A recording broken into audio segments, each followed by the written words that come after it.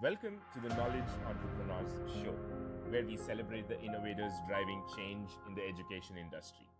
At Edison OS, we've worked with over 500 knowledge entrepreneurs to turn their edtech ideas into profitable businesses.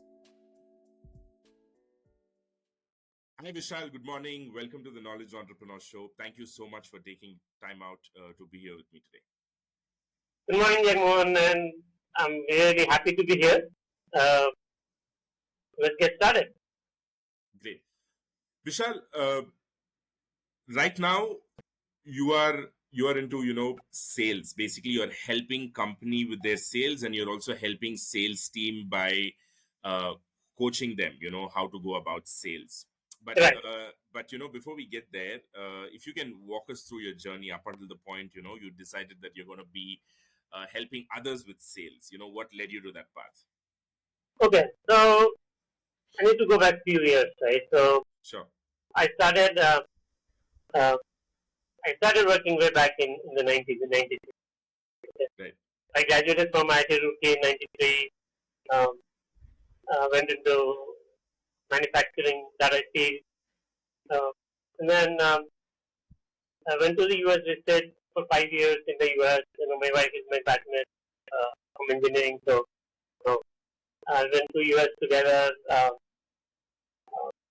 Worked for 5 years in consulting and IT, right? Uh, and then I came back and I did my MBA from Indian School of Business, Hyderabad. Right. And then we moved to Bangalore. Okay. And in 2005, I started an outsourcing company. So we started, back then there's no SaaS, right? Because you wanted to do something in India, it was IT services, right? And we had some connect, we knew some people. So Right. we started with an American friend, outsourcing company that I sold in 2008. And then my wife, in the meantime, had started an IT and finance training company. Right. So this is when finance outsourcing was really booming in India. Right. So we had clients, we had IBM, Microsoft, those are big names of clients. Either we'll do programs on behalf of them or their employees will send their employees, new employees. And then so I was helping, after I sold my company, I was basically helping my wife. So I was a secondary person in the business. And then I started dabbling in consulting. So I'd done consulting earlier, and then I started helping companies in Bangalore with sales and marketing stuff. So one of the things actually I did when I was doing outsourcing is we're building products. So we're into product engineering, and these are all pre-Series A funded startups. So they'll maybe do like a seed funding or self funding, and then we'll build the product. Then they go to market, and then they'll try to raise funds based on that. Right? So one of the things I noticed was people will come, right? So they'll build the product, and then they'll decide how. Then they'll start looking for customers. So they'll figure out, okay, how am I going to sell this product? Right? And we wanted our clients to succeed, right? Because that's how they go bigger, we go bigger, and they bring in more referrals. Yeah. So I told my partner, let's help our these clients with some marketing stuff, right? So, for example, we built a very sophisticated security product. Okay? So back in 2005-6, if you were a corporate employee, you're trying to access internet from inside the corporate network, IT managers would generally have a whitelist and of sites we could access, right? Because internet wasn't looked upon as a productivity tool; it was more like a time wasting tool. Right. So companies are trying to restrict, to sites, right? And then there was also this issue of malware and people accessing sites and all of that, right? Legal issues with employees. So this company wanted to build a product that would, instead of somebody creating like a 40 or 30 site whitelist, that tool will determine in real time whether it's an acceptable site for employees to access. Okay. So, the flip side to restricting access was that if somebody really needs access, you want to go to client site, you want to research client site, or learn technology. Every time you need to access a new site, you'll have to go to IT and ask for permission. Add it to whitelist, right? Right. So, and the way we built that tool was in this 2005-6, before ML and AI became fashionable. Right. I hired like 10 people in Bangalore, okay, and we created a small tool, and then we used a scraper. Okay, so we're using there's a site called I think Giga Blast or something. That was a huge indexing site. So they indexed the entire web, and they had made that available. So we'll scrape that list, put it into a text file, right? Distribute it between these 10 people, and then we will log in, and then this small tool will keep bringing up the sites one by one, right? And these people will classify what kind of site is it. Is it a news site, porn site, sports site, political news, etc., etc., right? And we manually classified, I think, about 4 million sites. Wow. Right? And then we fed that into a learning engine. To build a learning engine, it will take like 2 or 3 days for it to spit out the result, right? But what we're trying to do is machine learning, basically, right? So teach it based on the content that was there on the site we manually classify. It will look at the homepage content and look at the categorization and build a relationship between keywords and categories, right? Right.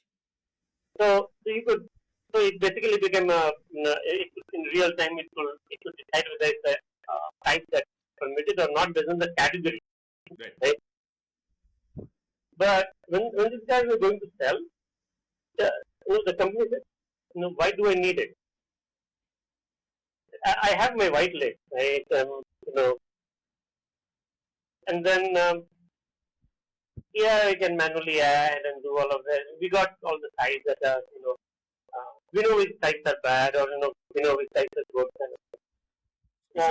Sorry to interrupt. I just have one question. You said you built this tool for the internal usage of that company, or you set out to build a product itself? They wanted to sell to others. Okay, got it. So what I did was we worked with them, and we told them, look, you need to go to a client and tell them this analogy that where does the crime happen in a city? The crime rarely happens on the main street because those are well lit and well patrolled, right?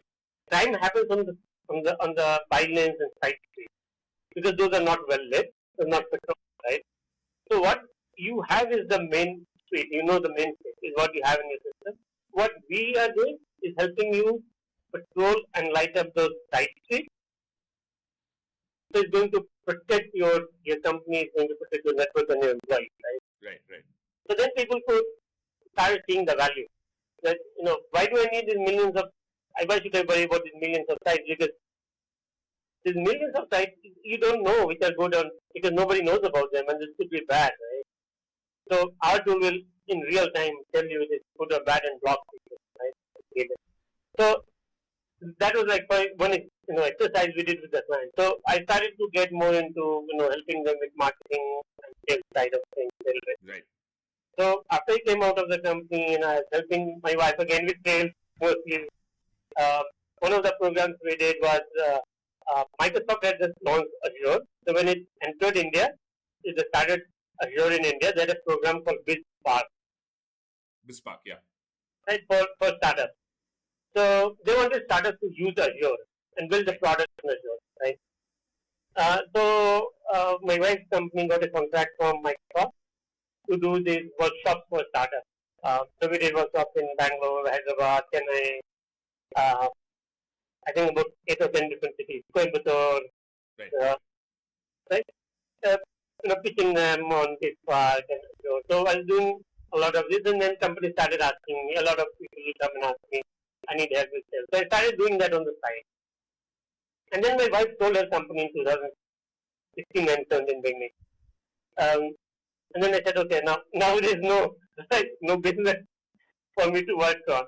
So I decided, no, I'll become full time because I enjoy doing this stuff, right? Because when I talk to somebody and they have a problem and I help them solve the problem, it really gives me a lot of happiness. Right, right, So right. okay, let me do it. And I started doing it more like an independent consultant. I said, I'm not going to build a team right now and that's it. And then over time, now I have people who are like not my full-time employees, but they work with me on projects. Right, right, right. And I work from home, which is great. And then when COVID hit, it didn't matter because I was anyway working from home. Yeah. So the business continued as usual. But I got into, and then one of the things I realized is a lot of the newer companies, when I started my company, 2005, right? We did not have that startup ecosystem in Bangalore or in India. Right. So it was hard for us to get help. And I figured, okay, now I have been through this experience, and maybe I can help the newer, smaller guys with something. So it gives me pleasure doing that, right? So Right. I also run a mentoring group for IT rookie startups for the same reason. Right. So rookie guys who are trying to do a startup, they come to this meet, and we share them with our more successful guys who have done this and do sessions around this. So I really enjoy doing that. So that's part of the reason why I do sales and coaching, because I can make the most impact on that, right? And technology has moved so fast that about 10 years ago I figured out that I'm not going to be able to cope up with technology.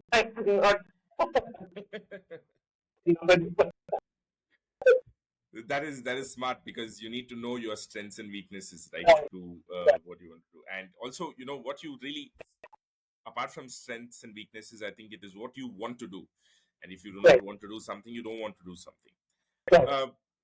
Vishal, one is you coach others, but then how do you look at your own sales and marketing? Because at the end of the day, you have to do it for yourself, and then you need to find new clients. So how do you go about that? What's the system that you've set up? So in the beginning, right, because I was doing it alone, I did not need a lot of clients, right? So I basically so I already had some network, right, because I had done these programs, coaching, and college network, and all of that. So I spread the word, and I got clients and doing that. And then what I did was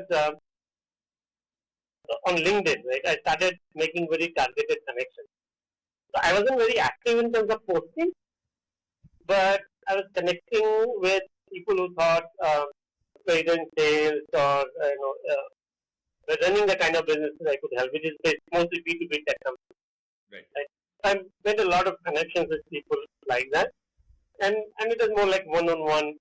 I'll message them, and I found something that is useful. I'll send them on LinkedIn, and optimize my profile so people could find me in the search LinkedIn.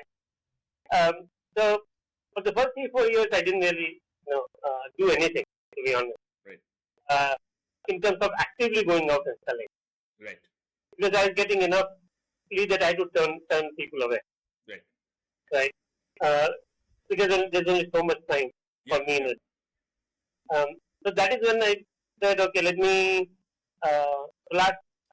sometime this year early, I said, coaching is good, consulting is good, coaching is good, but I have only so much time, right? So I said,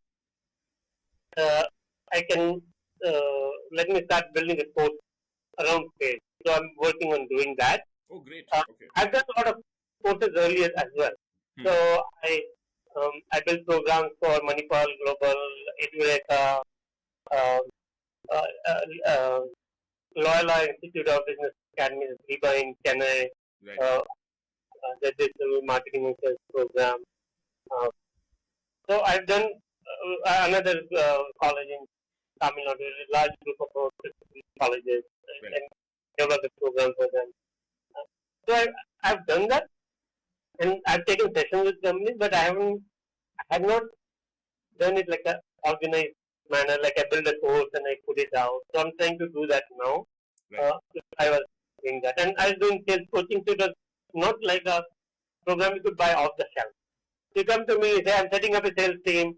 Said, okay, let me help you hire, coach, train, give them the tools, set up the process, get them running. Right? That's what I was doing. So um, I think the connections, the important thing for me was making those connections on LinkedIn with the right people and keeping them warm. So, sending them messages, staying in touch with them. Um, Simple stuff like, wishing people on Diwali or Christmas and all that, right? Um, because people were doing that on Facebook. Right. People, Right. years back, everybody was doing that on Facebook. Nobody was doing this on LinkedIn, right? Yeah. So, Yeah. like somebody, Diwali message is like, I'm the only one wishing them, right? So that actually helped me build up my pipeline quite a bit. If I want to grow that, so the next step then for the course, the way I'm going to do is how I do it for my clients, right? So I'm setting up a uh, cold email campaign engine, right? It basically means that we build a list of people who I think are a good target for the course, right? Get their email ID, LinkedIn, right? And start campaign, email, reach out to these people, right? Or LinkedIn, reach out to these people.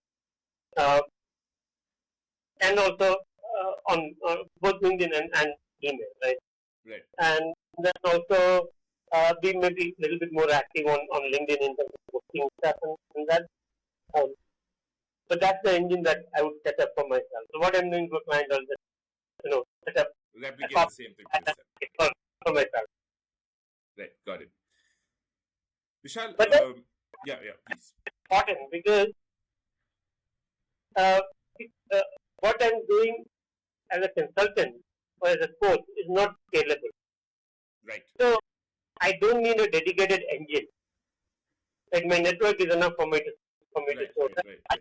So I don't need to get like 100. But when I put out a course, right, and let's say course is even $1,000,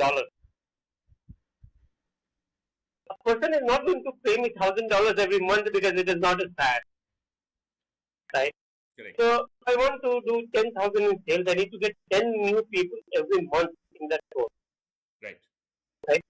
Which means I need to set up a predictable sales engine that brings in those 10 people every month into my program, right? Right. And the lower the price point, the more people you need, and the more scalable the engine needs to be, right? Correct.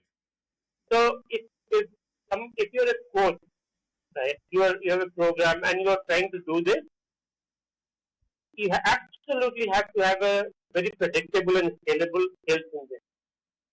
You cannot rely on LinkedIn post, occasional post, or uh, your network and inbound only. You have to be actively doing outbound to build your pipeline. Got it, Vishal. Vishal, a couple of questions that that I have from what you said.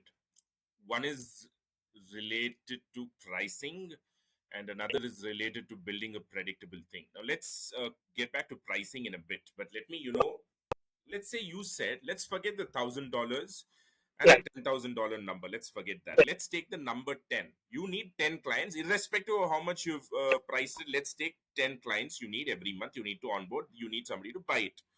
Now, how would you work backwards to arrive at this 10? What are the kind of numbers we are looking at? Okay. So, as a coach, right, it's basically 1% some business in some sense, right? Because you are not building like a company to exist. You're building a company to earn good money, right? So you need to think about the starting point is how much you want to earn, right? At the beginning, you might say, I'm starting, I'll be happy with, $1,000 a month, right? Or 1 lakh rupees a month, let's say. I'll be happy if I get 1 lakh rupees a month. Right? Okay. So you look around, you see what you're doing, and you figure that, okay, I need to charge some, I can charge people 5,000 rupees or 10,000 rupees, right? So let's say I can charge 10,000 rupees for my program. Right. Which means to get 1 lakh a month, I need to do at least 10 sales. Practically, actually 11 because you need to account for the transaction cost. Yeah. Right? So, if I need to get 10 people every month, I need to go back that in order for 10 people to sign up for my program, now it is 1,000 rupees, right? Which means people will be able to sign up on their own. I don't need to get involved in the sales process and don't need to. No calls or no demos and stuff like that. Yeah. If it's 10,000 rupees, in India, you need somebody to counsel. Yeah. Nobody can sign up for 10,000 rupees, right? Right. So now, because you are selling a 10,000 rupees program, now you have to think, okay, in order to give 10 people to sign up, how many people I need to talk to? Right. So you might say, so in the beginning it's all guesswork about the numbers, and then over time you have data to arrive at the right number. In the beginning you might say, I need to talk to 3 people, and if I talk to 3 people, one of them will sign up for this 10,000 program. So if I need to get 10 people in, then I need to talk to 30 people. Right? Now for 30 people to contact me, either through LinkedIn or to my website or some other thing, how many people I need to actually reach out to? Right. And typically, if you're not like a established person, so starting out, yeah, you don't have a big following, you're like, then your conversion rate from your call to call will be probably 2 to 3%. Right? It could be a little higher if your pitch is really good and if targeting is really good and if force is really good. But on an average, people will say 2 to 3%. The really good ones will say 10%. Right? Because they can target it well, they can message it well, and the force is really differentiated. Right. So, let's say you say 5% will respond. Right? It means you need to reach out to 600 people because 5% of 600 is 30. You need 30 to get 10. Right? So now, how do you reach 600 people? Every month, right? So then you can figure out, okay, I can reach 600 people through LinkedIn outreach, right? My web, I can set up a website, I write some blog content, I'm getting like 200, 300 people there. I can do some videos and I will get some 300, 400 people there. Or, I can start a cold email campaign. I'll start emailing people. I'll email 500 people every month, right? Right. So, now that 10,000 rupees course price drops to 1,000 rupees, right? And a self-learning and self-sign-up now. So you don't need to coach anybody, but you do need to get 100 people to get 1 lakh. Yeah. Right? So now because there is no manual intervention, your conversion from lead to customer will not be 1 out of 3. It will be 1 out of 5 or 1 out of 6 or 1 out of 10, right? So your numbers, instead of you needing to reach out to 600 people, now you need to reach out to maybe 3,000 people. Right. And when you need to reach out to 3,000 people, you need to think about how do I get there. Right. You can't get, your website cannot attract those many people every month in the beginning. So while you start building your website, you also want to do LinkedIn. Right? You may also want to sign up an affiliate. Right? You may want to run LinkedIn ads, or you do you do some cold email as well.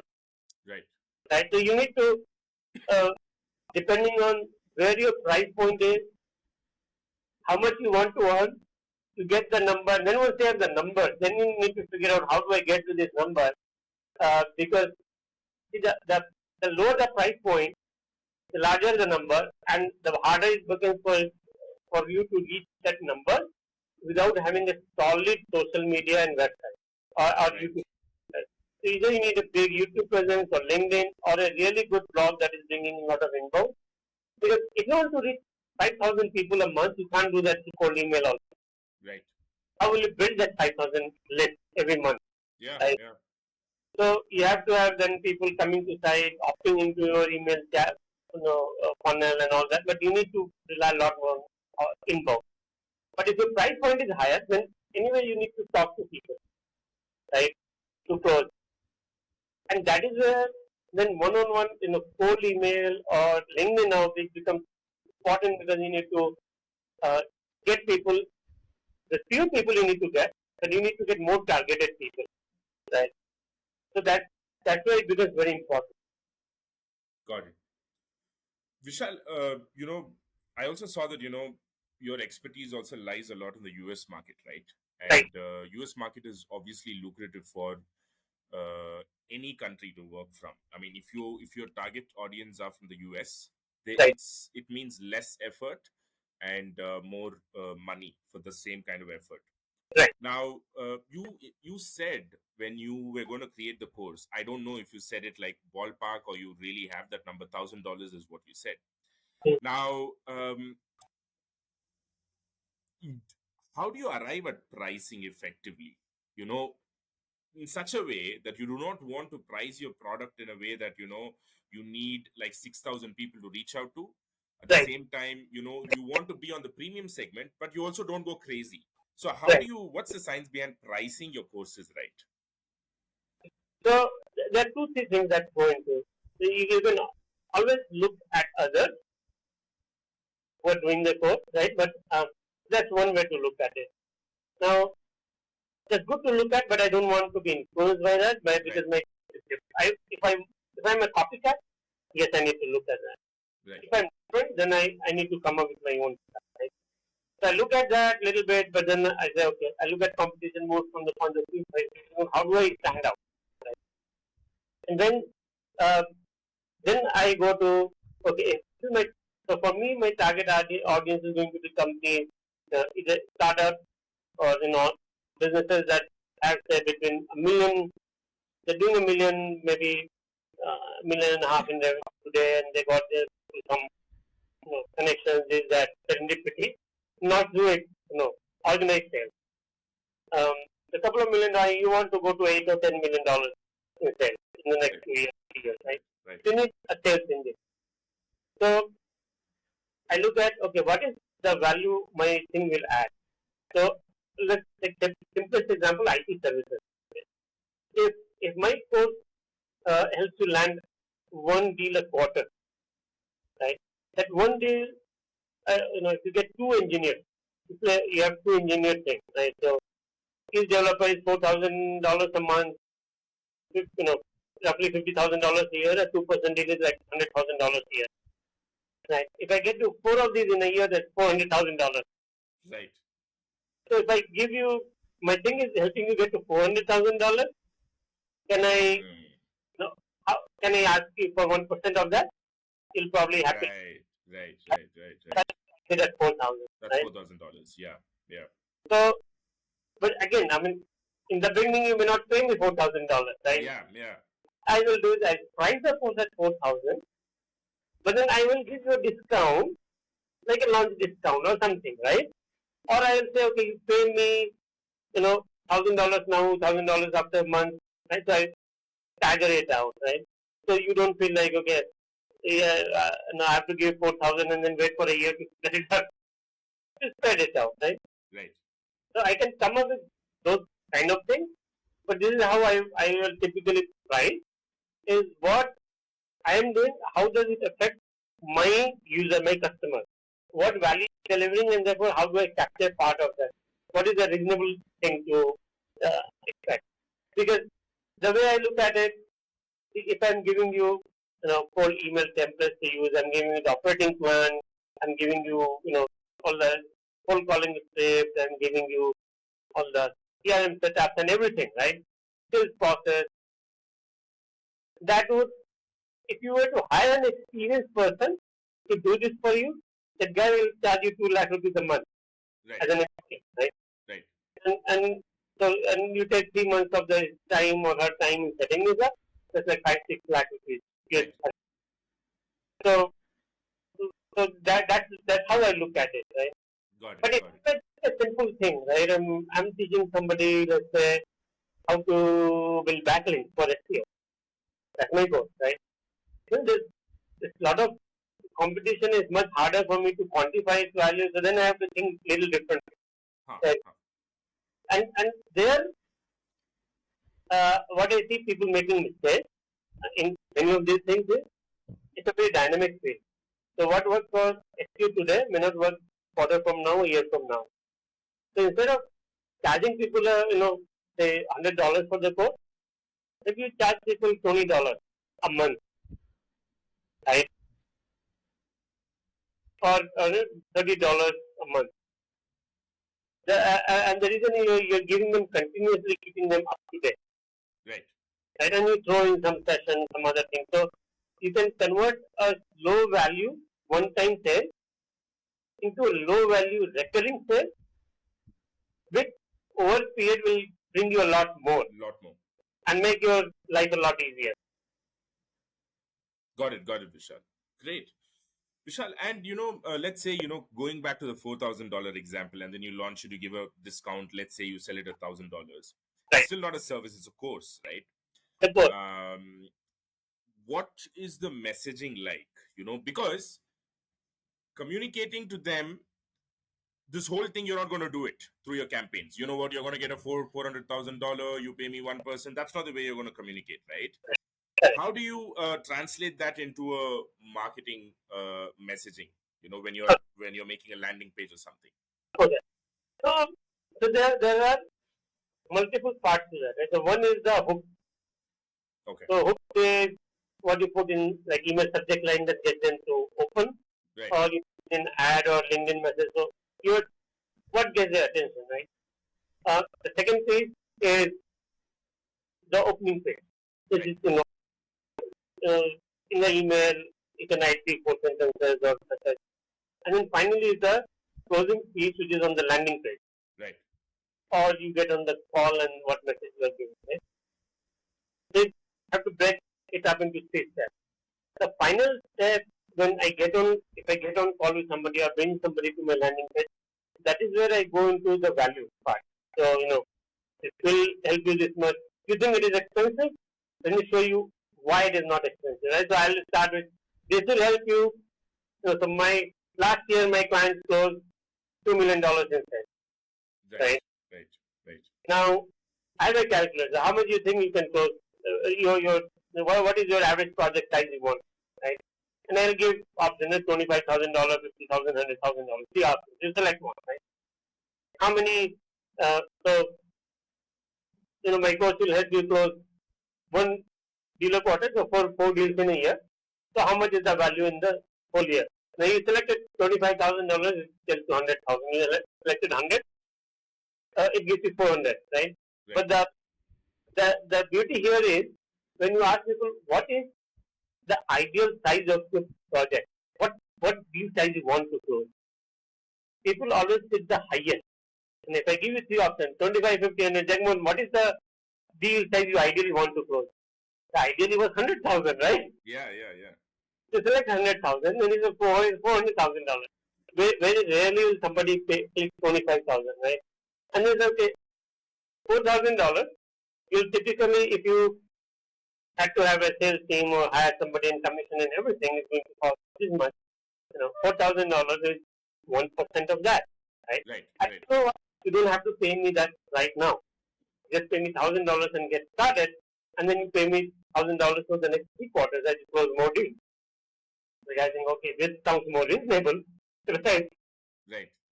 So that's the end. But to get the person there is the hook, right? Right.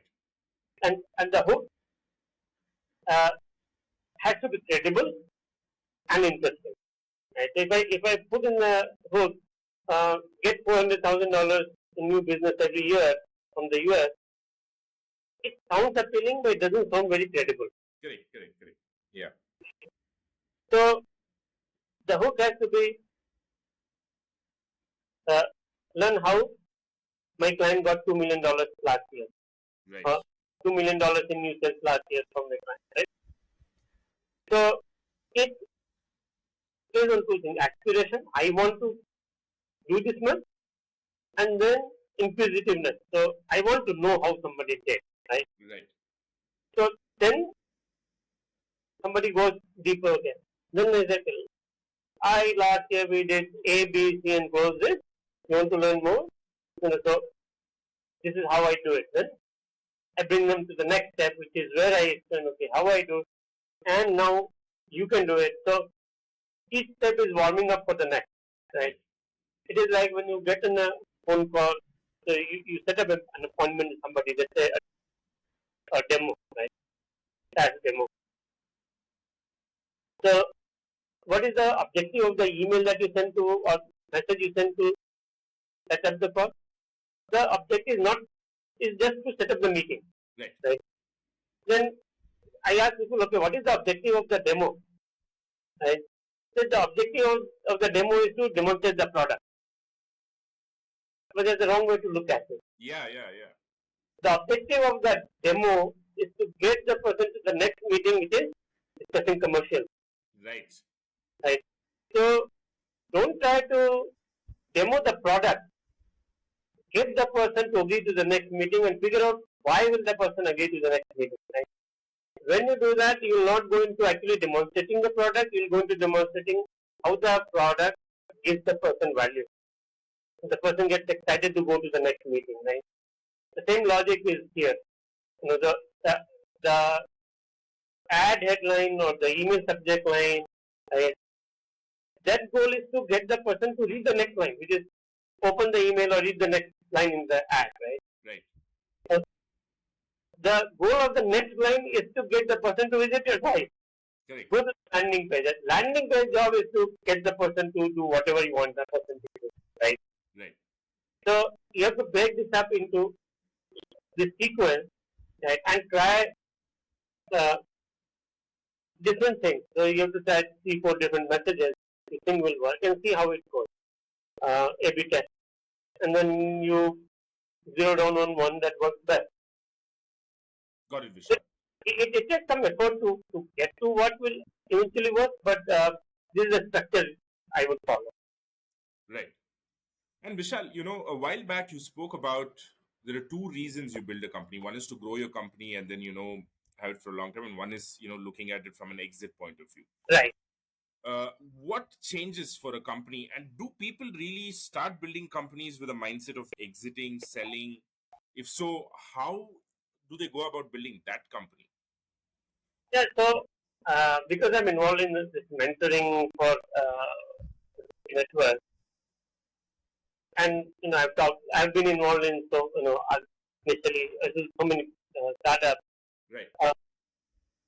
I would say 90% of people in the doing startup, irrespective of their background, which college they come from, what social background they come from, irrespective, right? And it is more so in last 3-4 years, right? It is, I need to raise money. Okay? How do I raise my first, $2 million? And then it becomes, how do I raise my $10 million?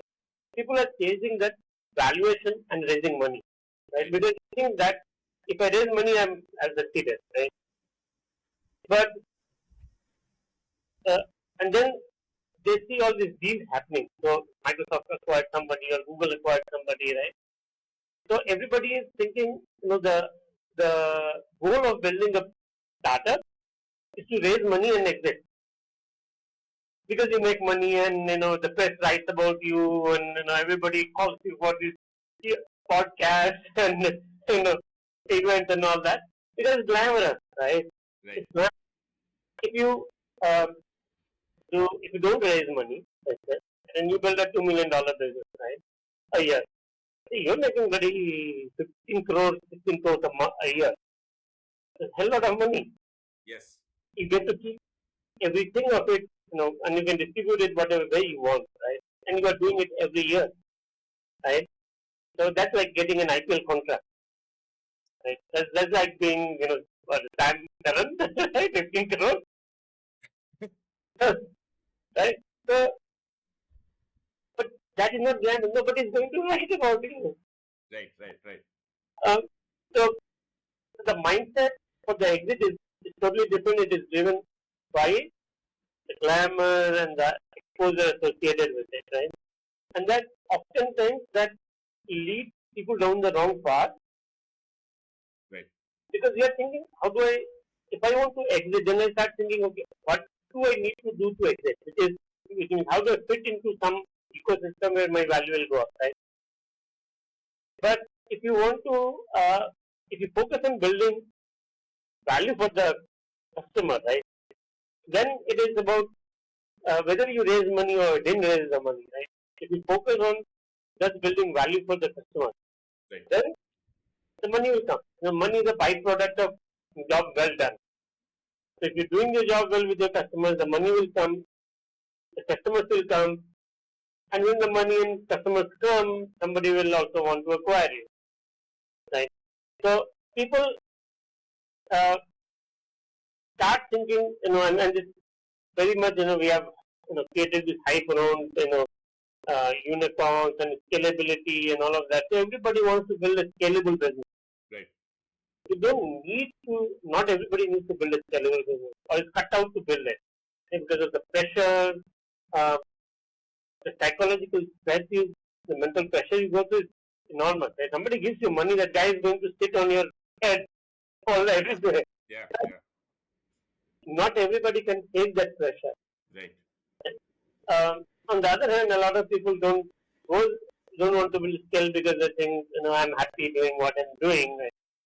Why should I worry about that? So that's a different mindset.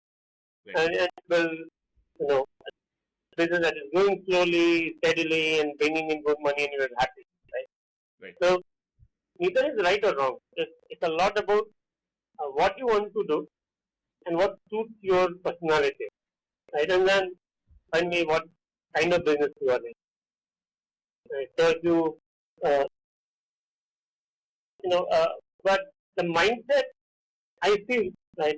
People have gotten swayed by this glamour associated with funding and exit, and so that I want to build for exit. Got it, Vishal.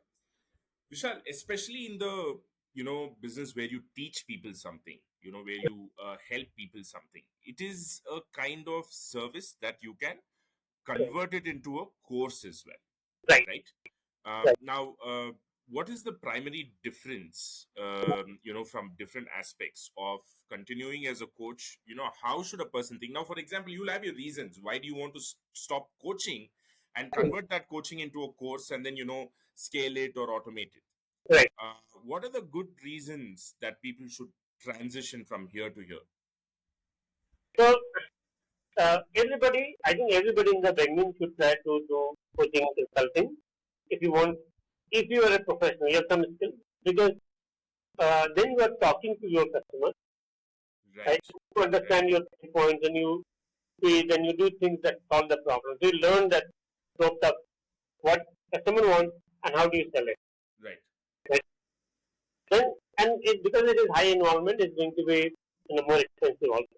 But you can have only so much time in a day, so you can only take on so much work, right? Right.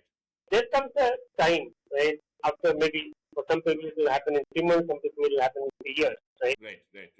And sometimes it also depends on your personal situation, right?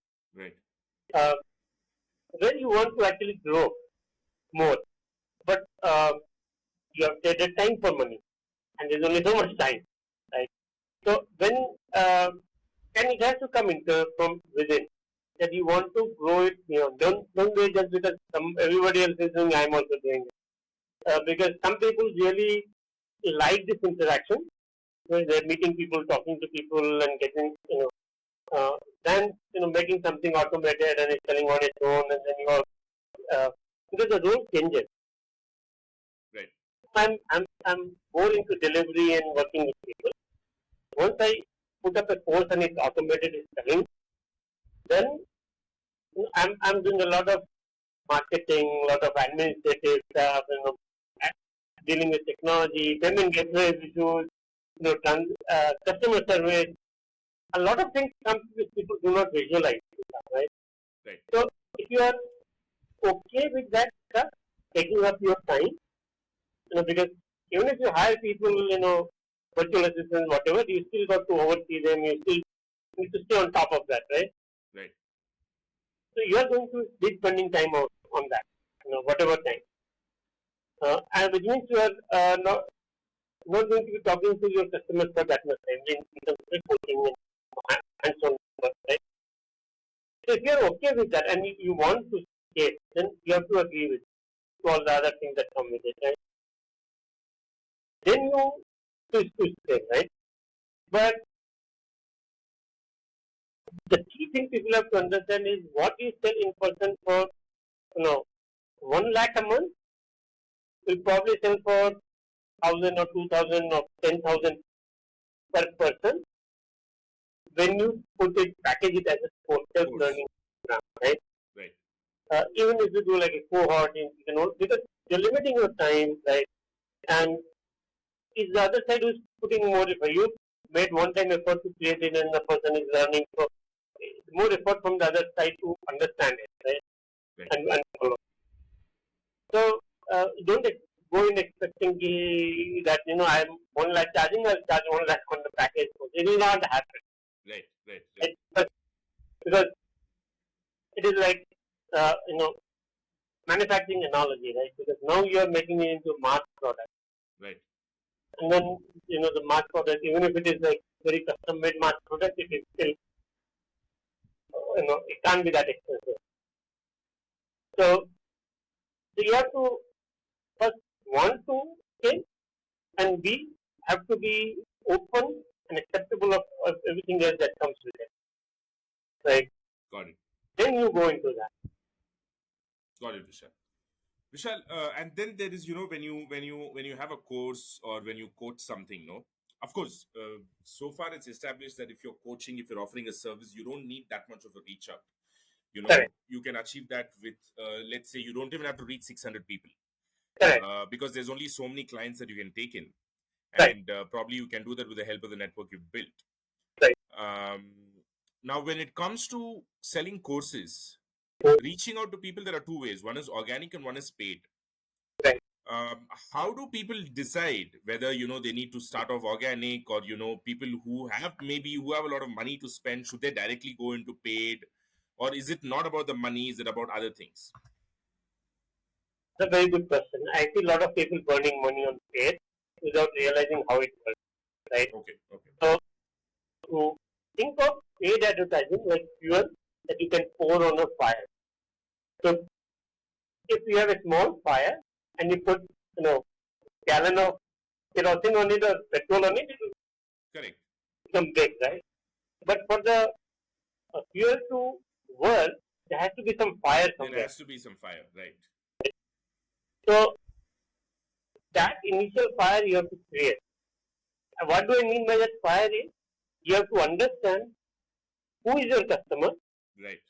very clearly, right? And not like tax companies, right? Or manufacturers, right?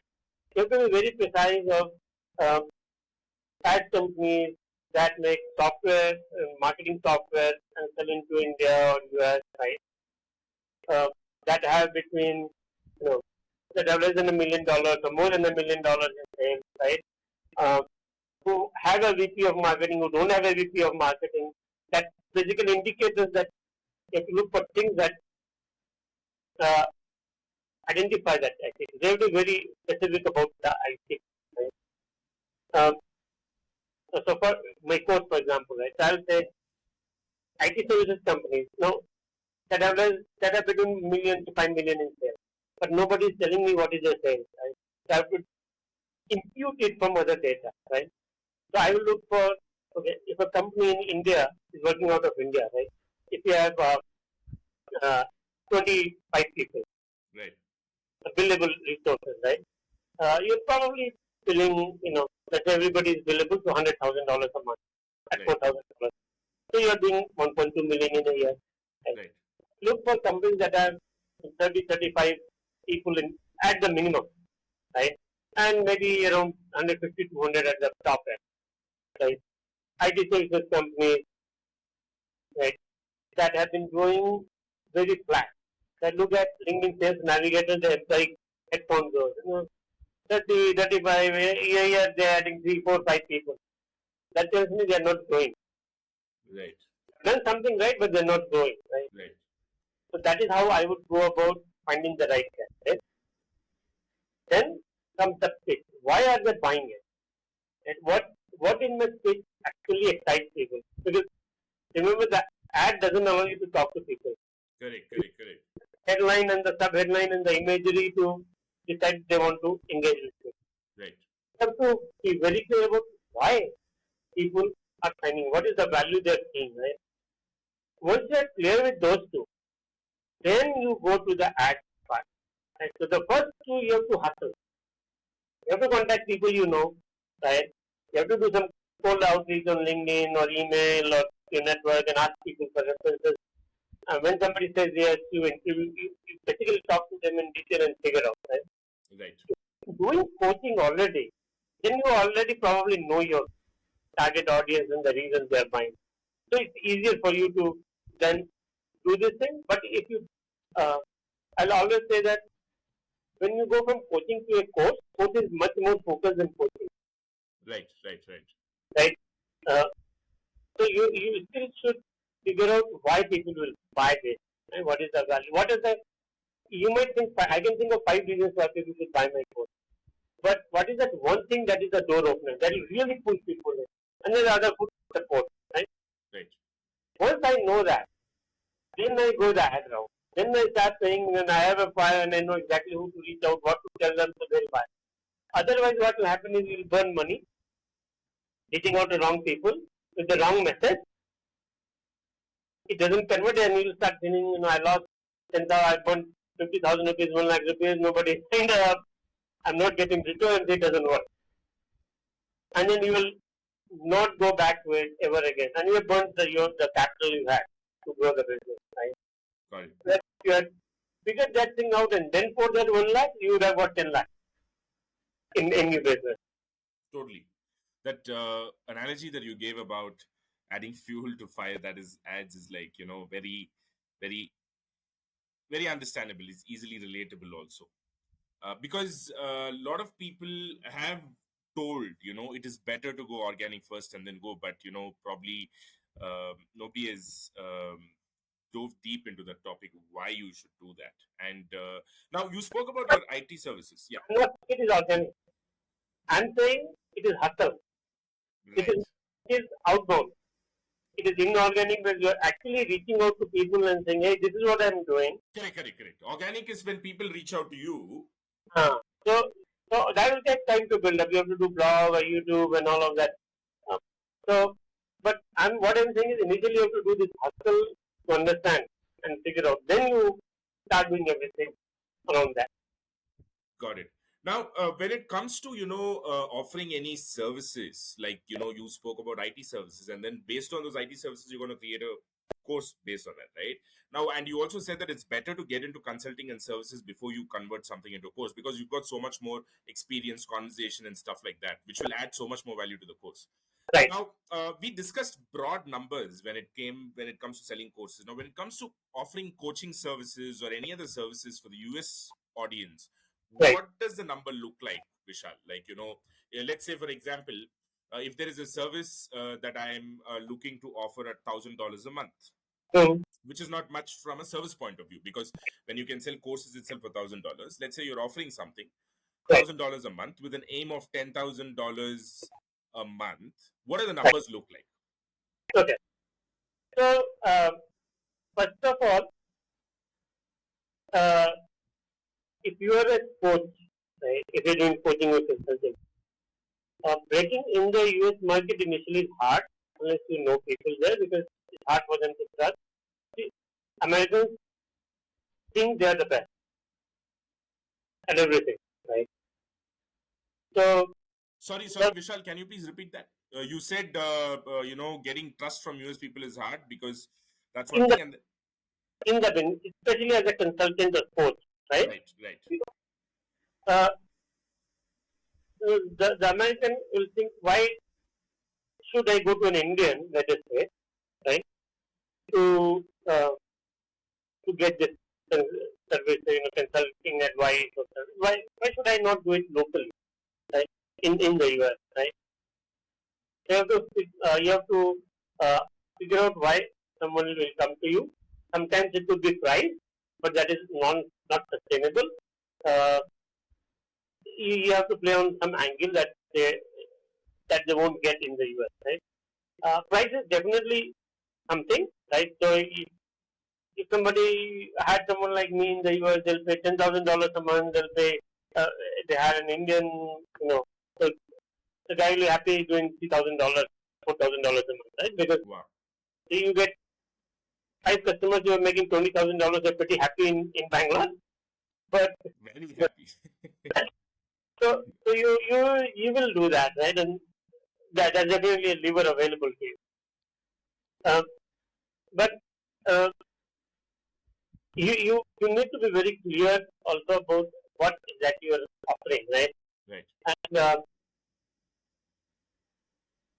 one thing which is very important is if you're doing just consulting, okay, people don't value that advice as much. In India, it's even lower. In the US, a little bit more, but you have to give them something a little bit more tangible. So, Tangible. Right. let's say I do sales coach consulting. Actually, uh, you know, get involved with the sales team on a daily basis. I own the result, right? Right. Right. Right. I am coaching them how to build prospect list. I am managing your CRM. So I am going to, set up this your CRM needs to be set up this way, and I will help you set this up, right? I will get your team to build prospect list. I will coach them every team with that they build. I am going to, give them feedback to them improve. Right? I'm going to give you an operating plan and show your people how to go from making 2, 3 outreach a day to 30, 40 outreach a day, right? In 2 weeks' time, so I can quadruple their productivity. I will audit your email, right, and open it, and I'll set up the system. So it is not just telling them what to do. I'm actually handholding each step of the way to do it. Right. So, right. Then the prospect thinks that okay, it is not that somebody is coming and giving some gyan. Right? Yeah. It's actually do it, and then it's going to take so much time, and then it justifies the cost because if I'm going to hire somebody in the US, it's going to cost me this much. I may not even find somebody who's willing to do this, right? So you have to create a package that will have appeal to people, right?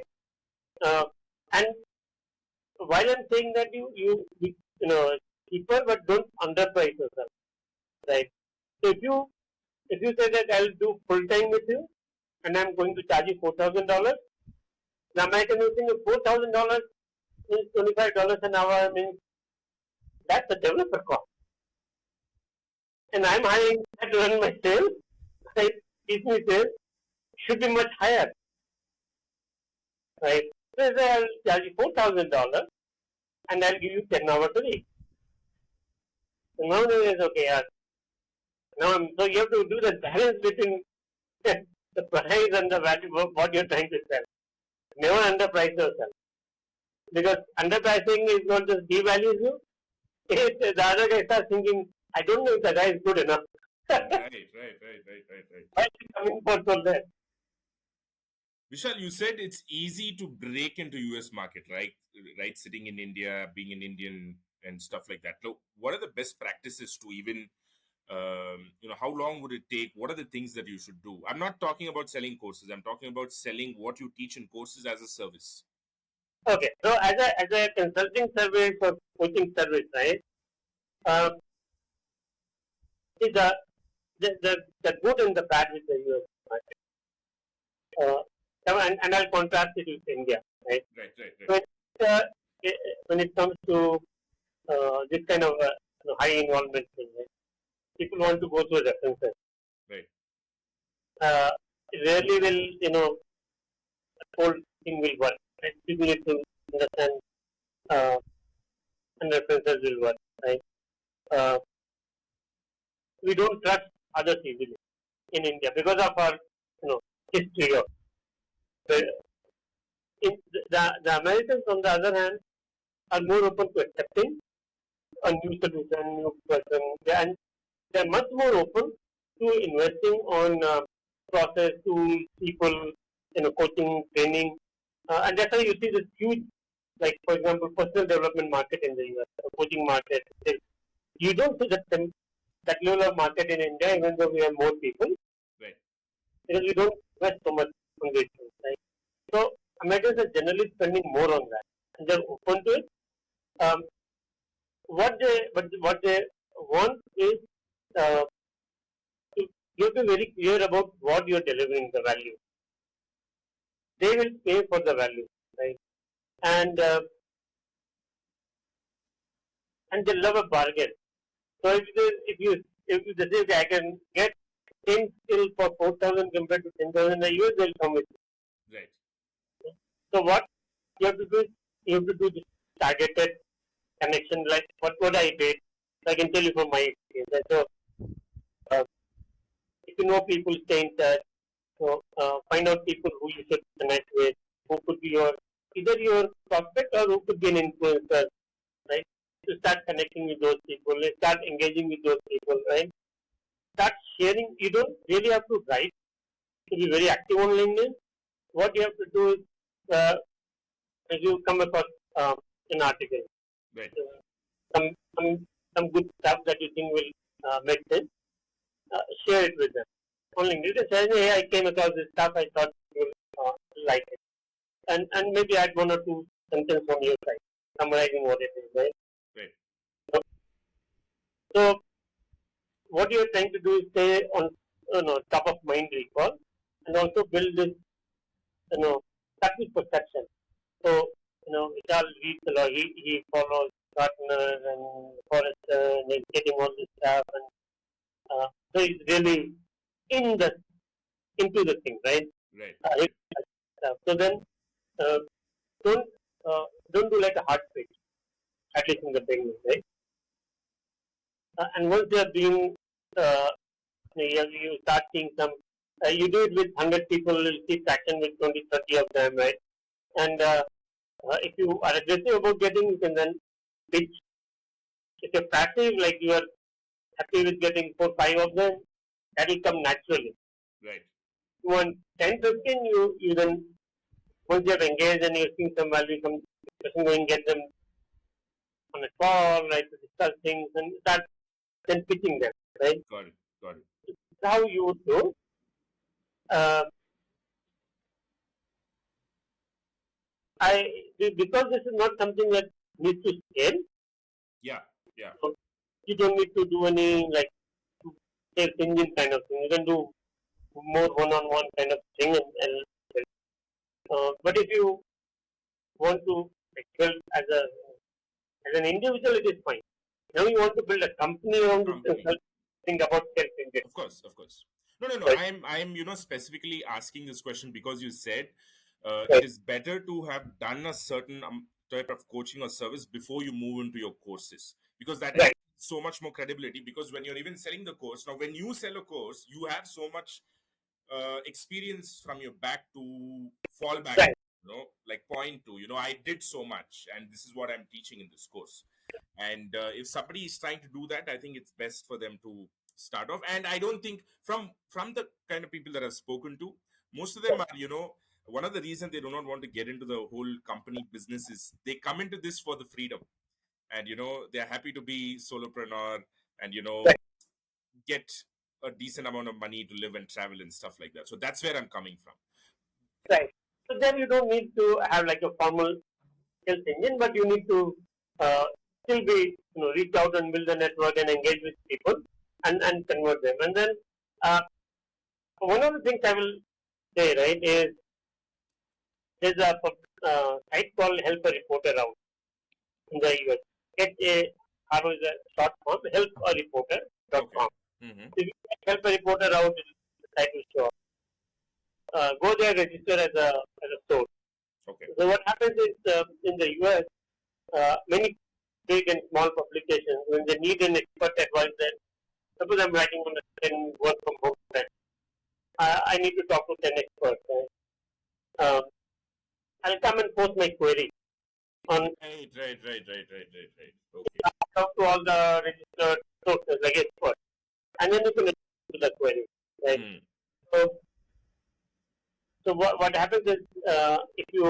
is good, response is good, they will include it in the article. And then you get quoted. So they'll put, Vishal said this thing, right? Jagmohan said this thing. Right. Now, once and if you do that consistently, right, you can get 5, 7 mentions in a month. If you do it consistently for a quarter, you can get 10, 15, 20 mentions, right? Right. Now you can start saying, so featured here, quoted by this, here, people are quoting. So then start building credibility. Oh, he got quoted on this side and that side and this thing. And that starts to build more credibility.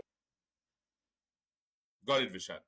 And then whenever it gets published, you can share it with those people, your target audience, right? Hey, I did a small thing, I hope you like it, topic.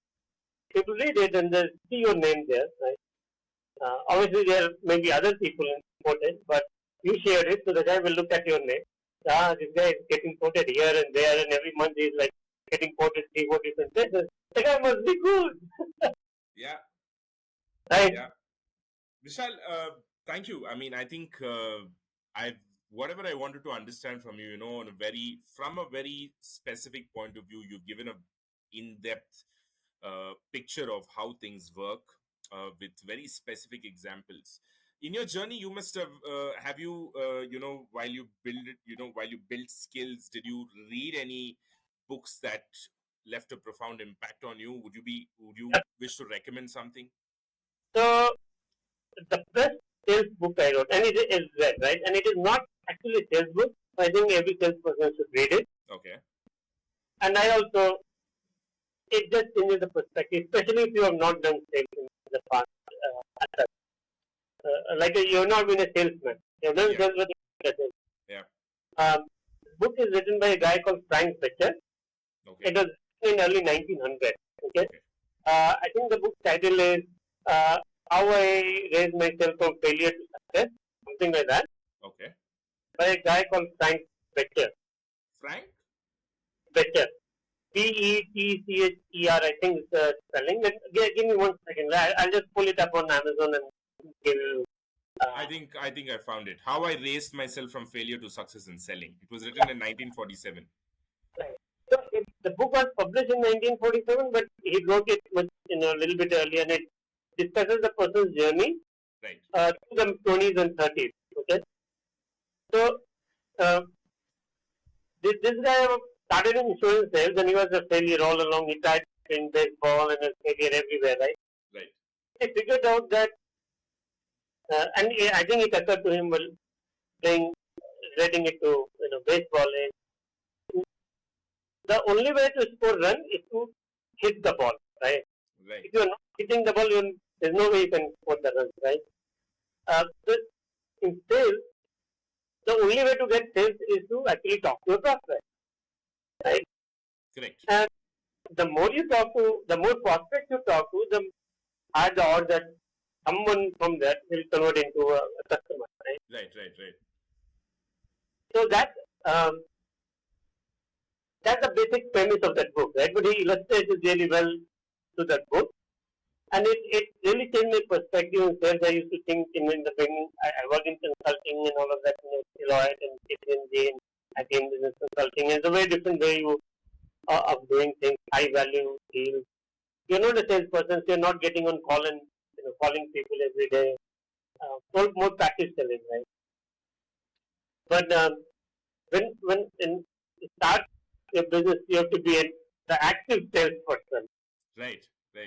And that is when you start realizing, you read the book, then you begin to understand why it's important that, the numbers, how do you get the numbers, and scaling sales, what it takes, right? Right. Lots of methodologies and frameworks, skill selling, this, that can read. All of those are good, right? They have their own take on this, right? Right. The basic thing, right, that I see missing in most of people is the discipline, right, of doing it day in and day out. and they do it for a week, a month, and then don't see the result, and then they stop, right?